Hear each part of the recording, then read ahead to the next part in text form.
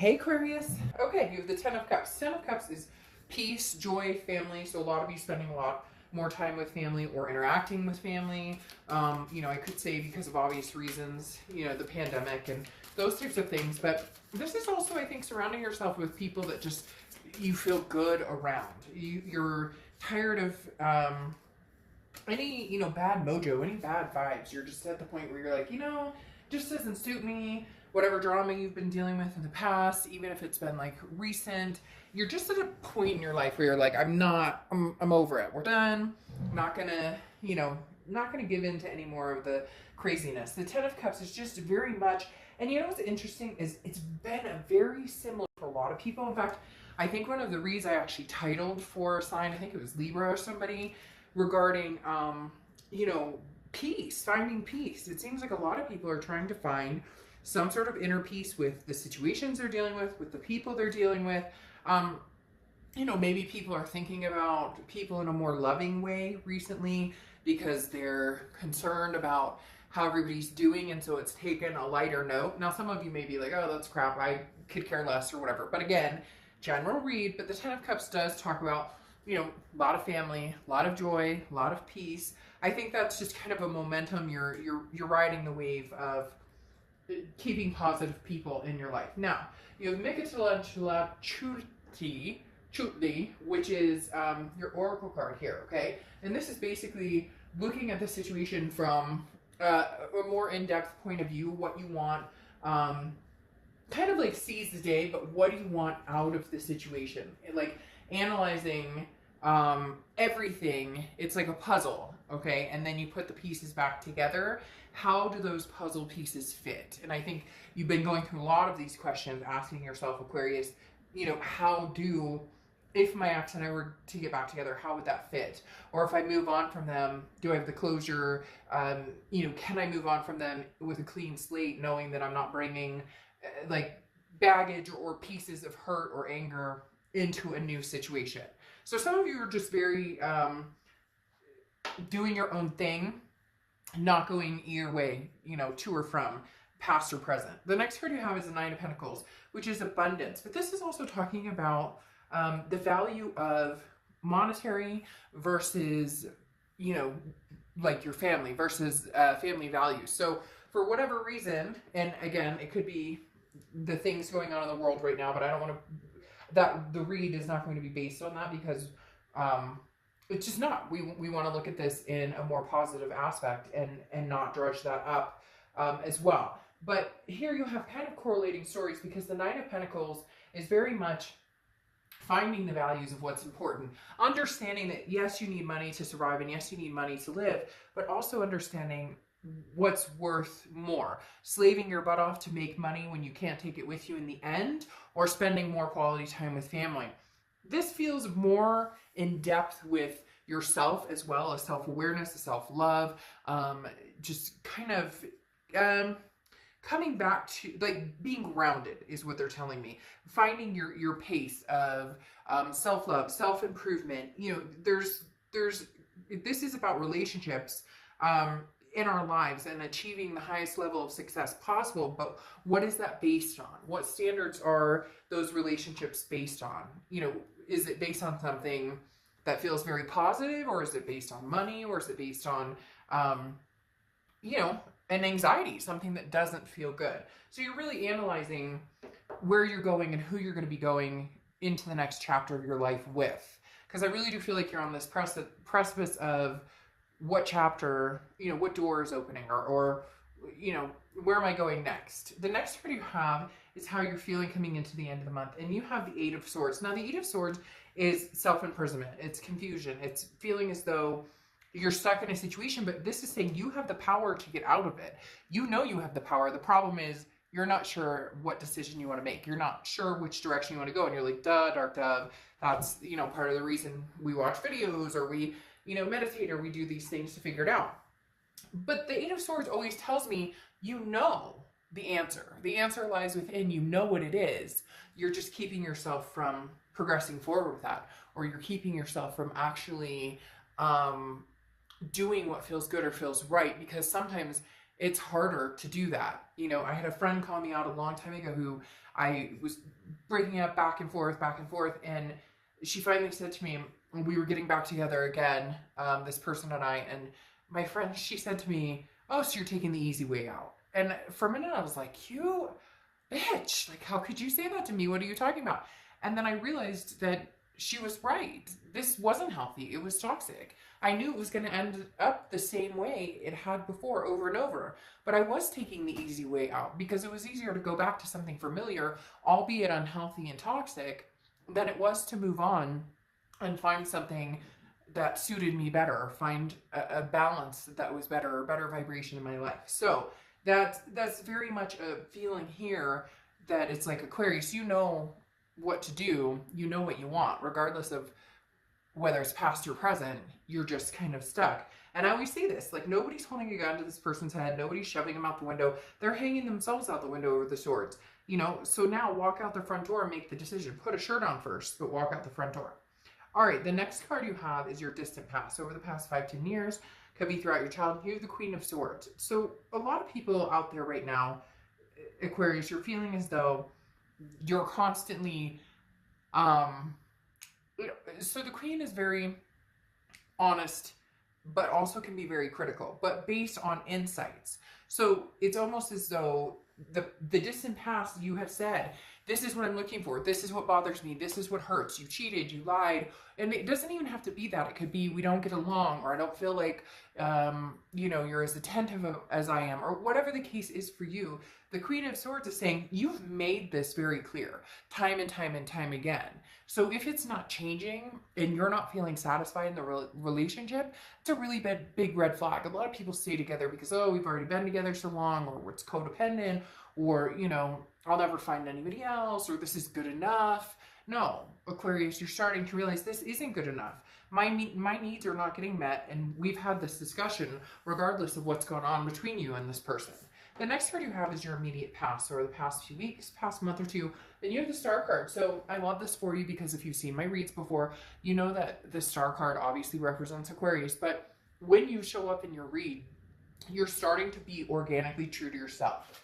You're starting to put the puzzle pieces together in what is going to fit in your life and what is going to make sense. The Star card is inspiring. It's hope. It's looking at, you know, it's that cliche saying, I always say this with the Star card, you know, if you shoot for the moon and you miss, at least you land among the stars. Yes, cliche, but it's true. The star is a symbol of hope, and it reminds us of, you know, like a beautiful tomorrow. And there's just a symbol here where maybe you were kind of lost, Aquarius, or maybe you've been uncertain on what you want to do within the situation. Maybe you still feel stuck a little bit, but the star is saying you're starting to see that light at the end of the tunnel of clarity on which direction you're going to go. And you're doing it for you because you're showing up in your read, meaning you're organically thinking about what it is you need or what it is you want. And how do I get there? And how do I embrace myself? And how do I project self-love again? And love onto others as I want to be loved upon myself. The next card you have is your distant future. So over the next few months, and you have the Fool. So here you go, the beginning of a major arcana. This is the, you know, the leap of faith. Walking without knowing exactly where you're going, but it's free. There's no weight. There's nothing weighing you down from having this joy, this peace, this family, this love, whatever it is you want. The Fool to me symbolizes something new because it is the beginning of the major arcana, which is the beginning of a new cycle. Doesn't mean that you can't necessarily go back, and it doesn't mean you can't start with fresh with somebody else. But right now, these two cards together are showing me there's a hope or a light at the end of the tunnel. However, the Fool is starting fresh almost. You know, it's footloose, it's fancy free, it's a falliness that this really feels like it's a new energy, a new vibe. And I'm not sure that the past can keep up with your new energy. The next card you have, yeah, this is what I was talking about. The next card you have is your immediate future. So over the next few weeks, and you have the Seven of Cups. The Seven of Cups is temptation, okay?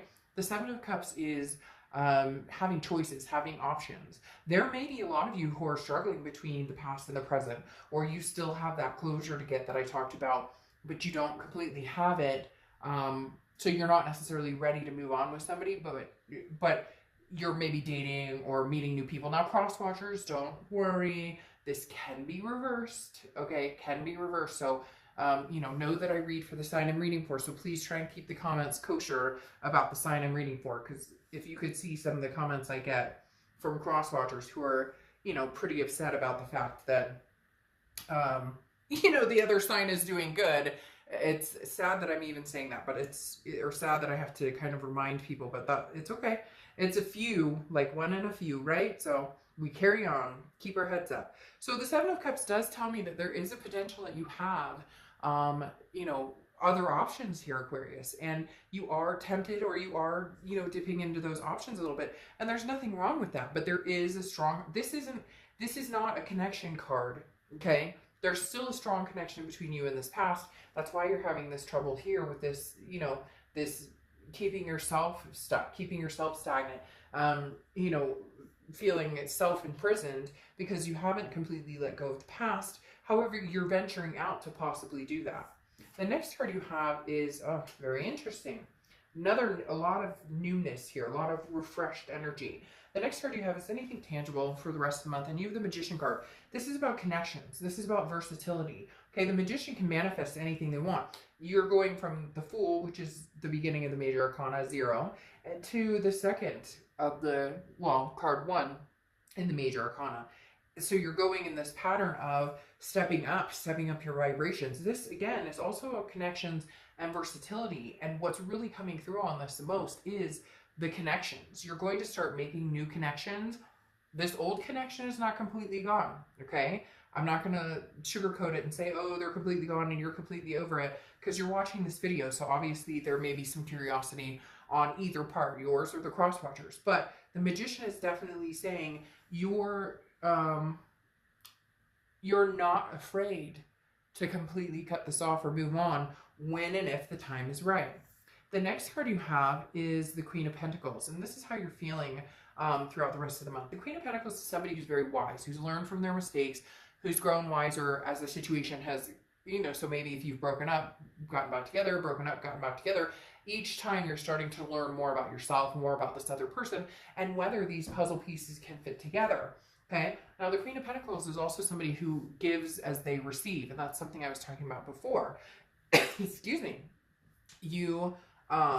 This is saying, like, I will be attentive and I have love to give to somebody who also reciprocates. So that's a big part of the Queen of Pentacles. She or he, I don't apply sex to the cards, she or he is very maternal, paternal. Doesn't mean you have to have kids.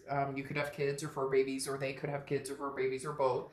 But the biggest thing here is an energy of wanting to care for another person and embrace them and envelop them in your love.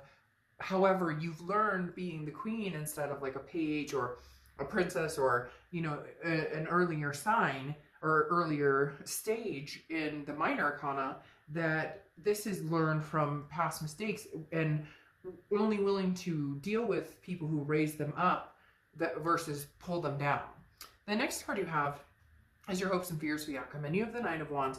And the Nine of Wands is very powerful. This is somebody who's very sure of their decisions. They're starting to strive. With every decision and every movement in a certain direction, there's a momentum that continues to get stronger and stronger and stronger. The Nine of Wands is somebody who's just very capable, full of that stamina, ready to go.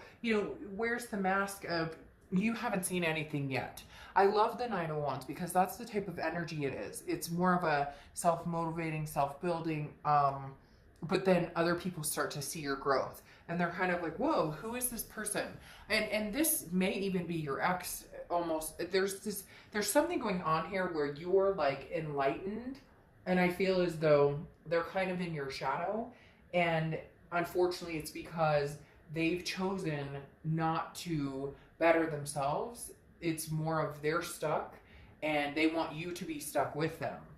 The next card you have is your outcome, and you have the Chariot card, which is Cancer's card. So you could be dealing with a Cancer or have Cancer placements in your chart. The Cancer card is forward momentum, okay?